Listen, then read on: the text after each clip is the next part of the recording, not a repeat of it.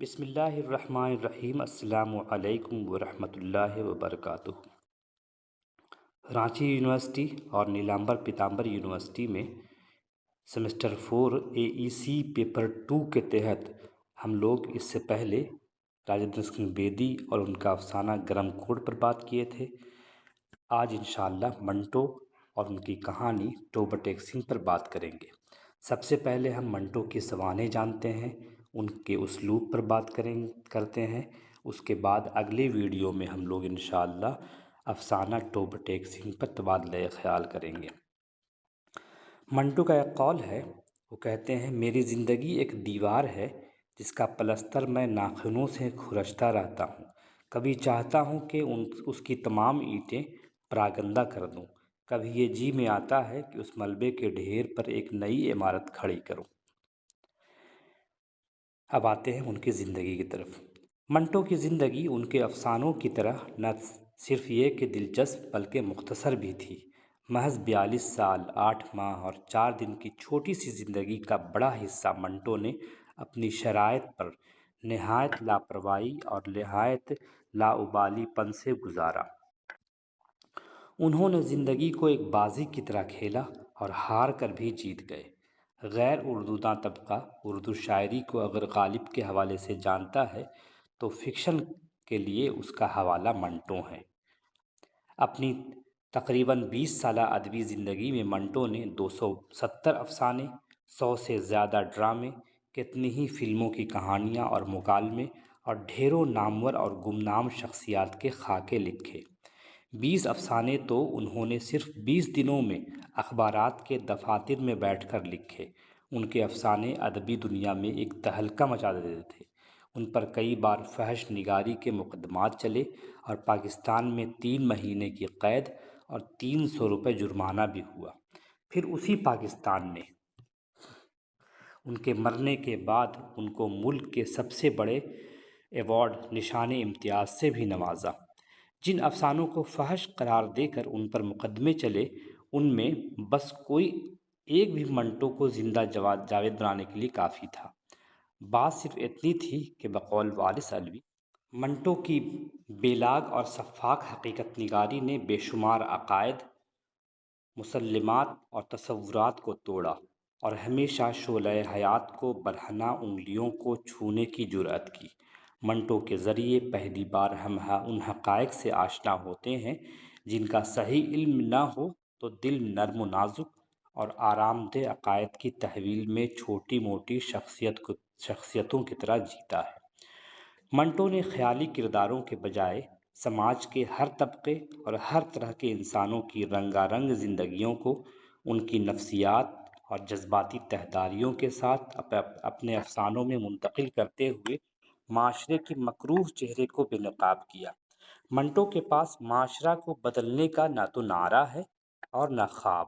ایک ماہر حکیم کی طرح وہ مریض کی نبض دیکھ کر اس کا مرض بتا دیتے ہیں۔ اب اس کا علاج کرنا ہے یا نہیں، اور اگر کرنا ہے تو کیسے کرنا ہے، یہ سوچنا مریض اور اس کے لواحقین کا کام ہے۔ منٹو 11 مئی 1912 عیسوی کو لدھیانہ کے قصبہ سمبرالہ کے ایک کشمیری گھرانے میں پیدا ہوئے۔ ان کے والد کا نام مولوی غلام حسین تھا اور وہ پیشے سے جج تھے۔ منٹو ان کی دوسری بیوی کے بطن سے تھے، اور جب زمانہ منٹو کی تعلیم و تربیت کا تھا وہ ریٹائر ہو چکے تھے۔ مزاج میں سخت گیری تھی، اس لیے منٹو کو باپ کا پیار نہیں ملا۔ منٹو بچپن میں شریر، کھلنڈرے اور تعلیم کی طرف سے بے پرواہ تھے۔ میٹرک میں 2 بار فیل ہونے کے بعد 3rd ڈویژن میں امتحان پاس کیا۔ وہ اردو میں فیل ہو جاتے تھے۔ باپ کی سخت گیری نے ان کے اندر بغاوت کا جذبہ پیدا کیا۔ یہ بغاوت صرف گھر والوں کے خلاف نہیں تھی، بلکہ اس کے دائرے میں زندگی کے تمام مسلمہ اصول آ گئے، جیسے انہوں نے فیصلہ کر لیا ہو کہ انہیں زندگی اپنی اور صرف اپنی شرط پر جینی ہے۔ اسی نفسیاتی گتھی کا ایک دوسرا پہلو لوگوں کو اپنی طرف متوجہ کرنے کا شوق تھا۔ اسکول کے زمانے میں ان کا محبوب مشغلہ افواہیں پھیلانا اور لوگوں کو بیوقوف بنانا تھا۔ مثلاً میرا فاؤنٹین پین گدھے کے سینگ سے بنا ہے، لاہور کے ٹریفک پولیس کو برف کے کوٹ پہنائے جا رہے ہیں، یا تاج محل امریکہ والوں نے خرید لیا ہے اور مشینوں سے اکھاڑ کر امریکہ لے جائیں گے۔ انہوں نے چند ساتھیوں کے ساتھ مل کر انجمن احمقاں بھی قائم کی تھی۔ میٹرک کے بعد انہیں علی گڑھ بھیجا گیا، لیکن وہاں سے یہ کہہ کر نکال دیا گیا کہ ان کو دل کی بیماری ہے۔ واپس آ کر انہوں نے امرتسر میں، جہاں ان کا اصل مکان تھا، ایف اے میں داخلہ لے لیا۔ پڑھتے کم اور آوارہ گردی زیادہ کرتے۔ ایک رئیس زادے نے شراب سے تعارف کرایا اور موصوف کو جوئے کا بھی چسکا لگ گیا۔ شراب کے سوا جس نے ان کو جان لے ہی کر چھوڑا، منٹو زیادہ دن تک کوئی شوق نہیں پالتے تھے۔ طبیعت میں اضطراب تھا۔ منٹو کا امرتسر کے ہوٹل شیراز میں آنا جانا ہوتا تھا اور وہیں ان کی ملاقات باری علی سے ہوئی۔ وہ اس وقت اخبار مساوات کے ایڈیٹر تھے۔ وہ منٹو کی ذہانت اور ان کے داخلی انتشار کو بھاپ گئے۔ انہوں نے نہایت مخلصانہ اور مشفقانہ انداز میں منٹو کو صحافت کی طرف مائل کیا اور ان کو تیرتھ رام فیروز پوری کے ناول چھوڑ کر آسکر وائلڈ اور وکٹر ہیوگو کی کتابیں پڑھنے کی ترغیب دلائی۔ منٹو نے بعد میں خود اعتراف کیا کہ اگر ان کو باری صاحب نہ ملتے تو وہ چوری یا ڈاکہ کے جرم میں کسی جیل میں گمنامی کی موت مر جاتے۔ باری صاحب کی فرمائش پر منٹو نے وکٹر ہیوگو کی کتاب the last day of the condemned کا ترجمہ 10-15 دن کے اندر سرگزشت اسیر کے نام سے کر ڈالا۔ باری صاحب نے اسے بہت پسند کیا اور اس کی اصلاح کی اور منٹو صاحب کتاب بن گئے۔ اس کے بعد منٹو نے آسکر وائلڈ کے اشتراکی ڈرامے ویرا کا ترجمہ کیا، جس کی اصلاح شیر اختر شیرانی نے کی اور مسودہ اپنے دستخط کیے، جس کی تاریخ 18 نومبر 1934 ہے۔ باری صاحب انہی دنوں مساوات سے الگ ہو کر خلق سے وابستہ ہو گئے۔ خلق کے پہلے شمارے میں منٹو کا پہلا توازاد افسانہ تماشا شائع ہوا اور یہ ان کا پہلا افسانہ ہے۔ 1935 میں منٹو بمبئی چلے گئے۔ ادبی حلقوں میں بطور افسانہ نگار ان کا تعارف ہو چکا تھا۔ ان کو پہلی ملازمت ہفتہ وار پارس میں ملی۔ تنخواہ 40 روپے ماہوار تھی، لیکن مہینہ میں مشکل سے 10-15 روپے ہی ملتے تھے۔ اس کے بعد منٹو نذیر لدھیانوی کے ہفتہ وار مصور کے ایڈیٹر بن گئے۔ انہی دنوں انہوں نے ہمایوں اور عالمگیر کے روسی ادب نمبر مرتب کیے۔ کچھ دنوں بعد منٹو فلم کمپنیوں اور سروج میں تھوڑے دن کام کرنے کے بعد سنے ٹون میں 100 روپے ماہوار پر ملازم ہوئے اور اسی ملازمت کے بل بوتے پر ان کا نکاح ایک کشمیری لڑکی صفیہ سے ہو گیا، جس کو انہوں نے کبھی دیکھا بھی نہیں تھا۔ یہ شادی ماں کے اصرار پر ہوئی۔ منٹو کی مفروضہ بداتواریوں کی وجہ سے اقربا نے ان سے قطع تعلق کر لیا تھا۔ حقیقی بہن بمبئی میں موجود ہونے کے باوجود نکاح میں شریک نہیں ہوئی۔ بمبئی میں قیام کے دوران منٹو نے ریڈیو کے لیے ڈرامے لکھنا شروع کیے۔ ان کو 1940 میں آل انڈیا ریڈیو دہلی میں ملازمت مل گئی۔ یہاں نون میم راشد، کرشن چندر اور اپیندر ناتھ اشک بھی تھے۔ منٹو نے ریڈیو کے لیے 100 سے زائد ڈرامے لکھے۔ منٹو کسی کو خاطر میں نہیں لاتے تھے۔ اشک کے برابر ان کی نوک جھوک چلتی رہتی تھی۔ اشک سے مراد اپیندر ناتھ اشک۔ ایک بار منٹو کے ڈرامے میں اشک اور راشد کی سازش سے رد و بدل کر دیا تھا اور بھری میٹنگ میں اس کی نکتہ چینی کی گئی۔ منٹو اپنی تحریر میں ایک لفظ بھی اصلاح گوارا نہیں کرتے تھے۔ گرما گرمی ہوئی، لیکن فیصلہ یہی ہوا کہ اصلاح شدہ ڈرامہ ہی نشر ہوگا۔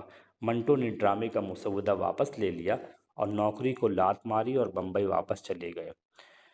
بمبئی جا کر منٹو نے فلم خاندان کی شہرت یافتہ ڈائریکٹر شوکت رضوی کی فلم نوکر کے لیے مکالمے لکھنے شروع کر دیے۔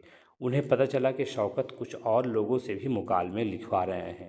یہ بات منٹو کو بری لگی اور وہ شوکت کی فلم چھوڑ کر 100 روپے ماہوار پر بطور مکالمہ نویس فلمستان چلے گئے۔ یہاں ان کی دوستی اشوک کمار سے ہو گئی۔ اشوک کمار نے بمبئی ٹاکیز خرید لی تو منٹو بھی ان کے ساتھ بمبئی ٹاکیز چلے گئے۔ اس عرصے میں ملک تقسیم ہو گیا۔ فرقہ وارانہ فسادات شروع ہو گئے تھے اور بمبئی کی فضا بھی کشیدہ ہو گئی تھی۔ صفیہ اپنے عزیزوں سے ملنے لاہور گئی تھی اور فسادات کی وجہ سے وہیں پھنس گئی تھی۔ ادھر اشوک کمار نے منٹو کی کہانی کو نظر انداز کر کے فلم محل کے لیے کمال امروہوی کی کہانی پسند کر لی تھی۔ منٹو اتنے بددل ہوئے کہ ایک دن کسی کو بتائے بغیر پانی کے جہاز سے پاکستان چلے گئے۔ پاکستان میں تھوڑے دن ان کی آؤ بھگت ہوئی، پھر ایک ایک کر کے سب آنکھیں پھیرتے چلے گئے۔ پاکستان پہنچنے سے کچھ پہلے ان کی کہانی ٹھنڈا گوشت پر فحاشی کا الزام لگا تھا اور منٹو کو 3 ماہ کی قید اور 300 روپے جرمانہ کی سزا ہوئی تھی۔ اس پر کتا بھی نہیں بھونکا۔ سزا کے خلاف پاکستان کے ادبی حلقوں میں کوئی احتجاج نہیں ہوا، الٹے کچھ لوگ خوش ہوئے کہ اب دماغ ٹھیک ہو جائے گا۔ اس سے پہلے بھی ان پر اسی طرح کے مقدمات چل چکے تھے، لیکن منٹو سب میں بچ جاتے تھے۔ سزا کے بعد منٹو کا دماغ ٹھیک تو نہیں ہوا، سچ مچ خراب ہو گیا۔ یار لوگ انہیں پاگل خانے چھوڑ آئے۔ اس بے کسی، ذلت و خواری کے بعد منٹو ایک طرح سے زندگی ہار مان لی۔ شراب نوشی حد سے زیادہ بڑھ گئی، آمدنی کا کوئی ذریعہ کہانیوں کے بیچنے کے سوا نہیں تھا۔ اخبار والے 20 روپے دے کر سامنے بٹھا کر کہانی لکھواتے تھے۔ خبر ملتی کہ ہر آشنا اور غیر آشنا سے شراب کے لیے پیسے مانگتے ہیں۔ بچی کو ٹائیفائڈ ہو گیا، بخار میں تپ رہی تھی، گھر میں دوا کے لیے پیسے نہیں تھے۔ بیوی پڑوسی سے ادھار مانگ کر پیسے لائی اور ان کو دیا کہ دوا لے آئیں۔ وہ دوا کی بجائے اپنی بوتل لے کر آ گئے۔ صحت دن بدن بگڑتی چلی جا رہی تھی، لیکن شراب چھوڑنا تو دور کم بھی نہیں ہو رہی تھی۔ وہ شاید مر ہی جانا چاہتے تھے۔ 18 اگست 1954 کو انہوں نے ظفر زبیری کے آٹوگراف پر یہ لکھا تھا: 786 یہاں سعادت حسن منٹو دفن ہے، اس کے سینے میں افسانہ نگاری کے سارے اسرار و رموز دفن ہیں۔ وہ اب بھی من و مٹی کے نیچے سوچ رہا ہے کہ وہ بڑا افسانہ نگار ہے یا خدا۔ اسی طرح ایک جگہ اور لکھا ہے: اگر میری موت کے بعد میری تحریروں پر ریڈیو لائبریریوں کے دروازے کھول دیے جائیں اور میرے افسانوں کو وہی رتبہ دیا جائے جو اقبال مرحوم کے شعروں کو دیا جاتا ہے، تو میری روح سخت بے چین ہوگی، اور میں اس بے چینی کے پیش نظر اس سلوک سے بے حد مطمئن ہوں جو مجھے روا رکھا گیا ہے۔ دوسرے الفاظ میں منٹو کہہ رہے ہیں: ذلیلو، مجھے معلوم ہے کہ میرے مرنے کے بعد تم میری تحریروں کو اسی طرح سے بوسہ دو گے اور آنکھوں سے لگاؤ گے جسے مقدس صحیفوں کو لگاتے ہو، لیکن میں لعنت بھیجتا ہوں تمہاری قدردانی پر، مجھے اس کی کوئی ضرورت نہیں۔ 17 جنوری کی شام کو منٹو دیر سے گھر لوٹے۔ تھوڑی دیر بعد خون کی قے کی۔ رات میں طبیعت زیادہ خراب ہوئی اور ڈاکٹر کو بلایا گیا۔ اس نے ہسپتال لے جانے کا مشورہ دیا۔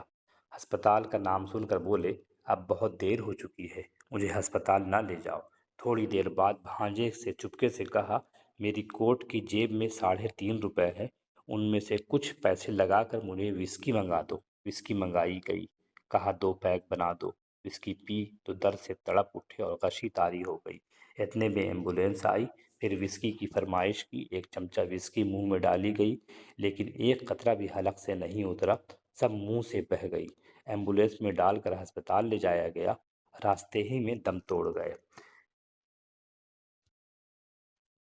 یہ ہے منٹو کی المیہ والی زندگی۔ زندگی بھر انہوں نے ادب لکھا، انہیں قدر نہیں کی لوگوں نے ان کے فن پاروں کی، جس طرح مرزا غالب کی قدر نہیں کی، میر تقی میر کی قدر نہیں کی۔ وہی حال ہر ادیب کا ہوتا ہے۔ جو بہتر ادیب ہوتا ہے، جو کلاسک ادیب ہوتا ہے، اس کی فنکاری کا اعتراف لوگ نہیں کرتے ہیں، جس کا انہیں گلہ شکوہ ہوتا ہے۔ منٹو نے بھی یہی کیا۔ منٹو ایک بڑا افسانہ نگار کے طور پر ہم جانتے ہیں۔ کئی افسانوی مجموعے ان کے شائع ہوئے: ٹھنڈا گوشت، کالی شلوار، کھول دو، ننگی آوازیں، ٹوبہ سنگھ۔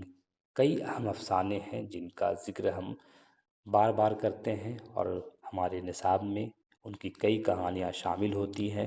یہ ایک فنکار کے لیے بہت بڑی بات ہے۔